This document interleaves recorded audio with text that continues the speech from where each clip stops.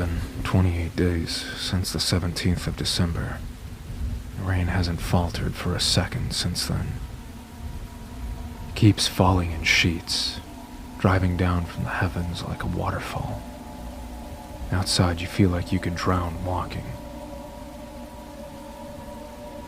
When this all started out, I don't think that anyone thought much of it. I mean, this nightmare was just another winter storm then. It started in a kind of odd place, out in the North Atlantic, across from the Gulf of St. Lawrence. But I'm not sure that that meant anything to people who weren't meteorologists or oceanographers. The storm started out expanding very rapidly. I'm not sure if it's still growing or not, since the TV hasn't come on for more than 3 weeks.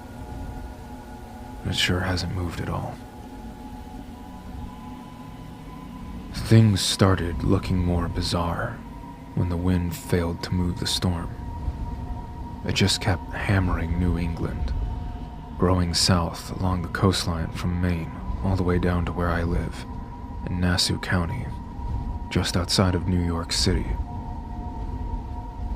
The weather forecast changed every few minutes as forecasters revised their estimates, going from saying there would be light flurries to saying that there would be a few inches of snow, to saying that there would be an absolute blizzard across the city, and that everyone should stay inside. My wife, Sarah, couldn't heed that warning though. She had to go to work, and I had to stay home and take care of our 5-year-old daughter, Tanya. When my wife walked outside that morning, I promised her that I would keep Tanya safe, watching Sarah pull out of the driveway in her Nissan Altima.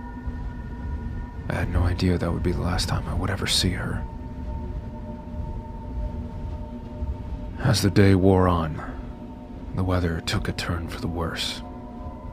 It looked like the weather forecasters were right, predicting one of the worst storms New York had seen in over a century. It amazed me when the power stayed on late into the night, but I wasn't complaining. You never know exactly how bad a blackout really is until you go through one with a 5-year-old who's still terrified of the dark. Not that I can say I'm not scared of the dark anymore myself. Last time we saw the cheerful, smiling forecaster on the Weather Channel, they were saying that the storm had expanded south into New Jersey, and that we could receive 2 feet of snow during the night. It was at about 6:23 p.m., I think. Less than a minute later, the Weather Channel cut off. Every program on television changed to a warning, telling everyone to get out of New York City, along whatever bridge they could take, and avoid Manhattan Island. I tried to reach the company where Sarah worked on my phone, but the lines were down. I didn't really know what was going on, but I decided to listen to the reporters on my TV and get Tanya out of the city. I struggled with the idea that I shouldn't just desert Sarah, who worked in Manhattan. When I got outside, I realized that I couldn't possibly risk going there. To the south, across the horizon, the dark clouds of night were painted red with flames. The traffic was horrible, not as bad as you might think. A lot of people were reluctant to leave. They all seemed to be in shock. I drove my Cadillac along the roads through Nassau and Queens, seeing a lot of people standing by the roadside, watching the shadow of the flames flickering against the sky, but running into far fewer actually driving along the road. Some of the people were slowly making their way by foot out of the city, and as time went on, the traffic congestion got a bit worse. But amazingly, I was able to get myself and Tanya out of New York before it became so bad that I couldn't drive at all. I still remember looking across the harbor on the road from Queens to the mainland and seeing Manhattan Island burning. I don't think that I'll ever forget that. Tanya kept staring out the window, speechless and tired. I don't know for certain what time it happened to be, but I think it was past 11. All night, I drove through the countryside, trying to pick up a radio station that could tell me what was going on. There was nothing anywhere, except news of the mandatory evacuation of New York. It seemed odd to me that I had seen very few police officers and no military officials anywhere. Now, looking back, I think they were probably all either elsewhere or dead. The next day, things were worse. The weather started getting warmer, and the snow turned to rain. Piles of snow by the roadside were melting, and the blacktop was covered with water and mud. The clouds kept getting darker as the day went on, and we ran into more and more traffic coming from places all along coastal New England. The radio evacuation order was going out to everyone from Massachusetts south to New Jersey. By the time that night fell, it was pretty hard to tell night from day. Tanya started asking me where her mom was, and I had to lie to her and tell her that Sarah was okay. I was lying to myself as well. I thought that maybe she was somewhere along the highway right now, safely in her silver Altima. I have no doubts now that she was already dead. We eventually had to pull off the road and go to sleep in our car. There were some strange sounds in the night around us. My daughter kept waking up, scared that the monster she believed had been living under her bed in the cell was there with us, living under the car.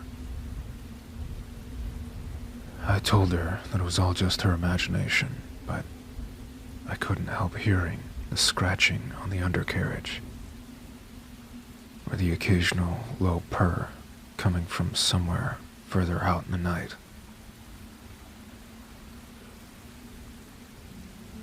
When morning came, everything seemed well again. That is, until I got moving.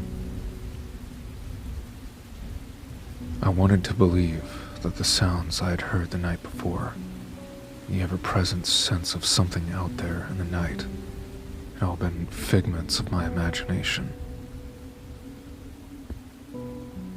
What I saw along the roadside shook that pleasant notion from my head.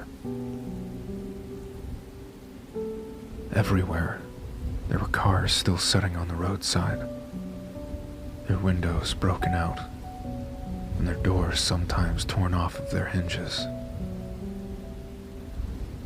In front of some, deep trails led through the melting snow into the distance. There was no way that I was going to stay out in the car that night. Instead, I chose to find a house along the road, which looked empty, and I broke in. To be more accurate, I knocked on the door. It creaked open on its own. No one was inside. So I decided that I and Tanya could stay in there for the night. The door locked safely and securely behind us, and we seemed to be safe.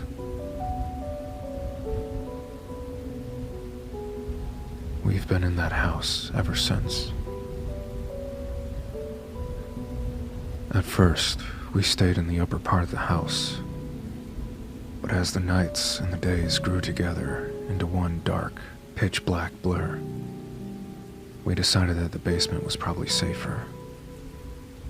Just in time, too. Soon after we went down into the basement, I heard something break down the front door and crash around in the upper part of the building, toppling tables and knocking over the television. Time passed slowly, eternally dragging on. The temperature kept getting warmer and warmer until it began to feel more like the middle of summer than the middle of winter. Then, one night, I think it was impossible to tell. The world around us grew warmer than the inside of an oven. I can't say that the temperature was lower than 150 degrees. It was almost literally scalding. A little bit of water had started creeping into the basement through windows high up on the walls, and my daughter and I tried to stay out of it because it was nearly hot enough to boil. That was the night I saw something I really wish that I could just unsee. My daughter went to sleep early. She was tired, and I think a little sick. For a while, I let her sleep alone, choosing to look out through one of the closed windows where no water was pouring in. At first, I saw nothing but the pitch black of the storm. Then, I noticed something out there in the night. A few darkly glowing patches of luminescent green, coming from something I couldn't see. I watched them for a while as they bounced through the darkness, moving along at a distance I couldn't really understand. Then, there were several bright flashes of lightning,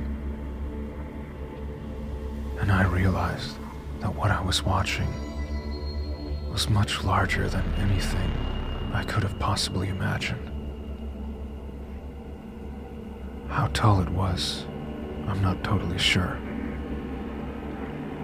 but I know it had to be bigger than a mountain. It was still just a shadow in the distance, but it had enough form for me to know that it was not normal. Even in the twisted, alternate version of reality which comes with the storm. I could feel the heat coming off of it and coming through the window like an open fire, less than an inch from my face. In its wake, there were flames spouting up from the forest of southern New York, casting black trails of smoke against the black sky. Soon, the light from the brief outburst of lightning strikes fell away, but the green glow continued. I kept watching for a while before going back to sit with Tanya. Those images burned forever into my mind.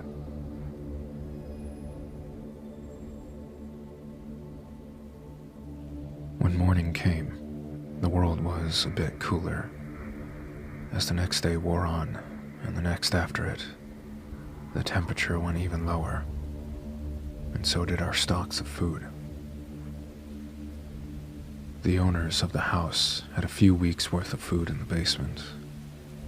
Apparently, they were farmers who had kept old traditions of canning and drying their own produce. It lasted us longer than I thought, but now, we've been out for a while. I think that Tanya and I are going to head out. If the car works, we'll take it. If it doesn't, we'll figure something out. There's water everywhere, and it's more than a foot deep on the flat land here. The ground reached its saturation point weeks ago, and the water hasn't had time to drain away fully. I don't know what's going to happen if it keeps raining. I guess this part of New York will join the Atlantic Ocean. I'm just thinking that maybe we can get to safety somewhere. There has to be some place where this storm hasn't reached. I'm leaving this note here, just in case someone finds it eventually. I just want there to be some remnant of Tanya, Sarah, and I passing through this world. I don't want us all to just be 3 more faces in the storm.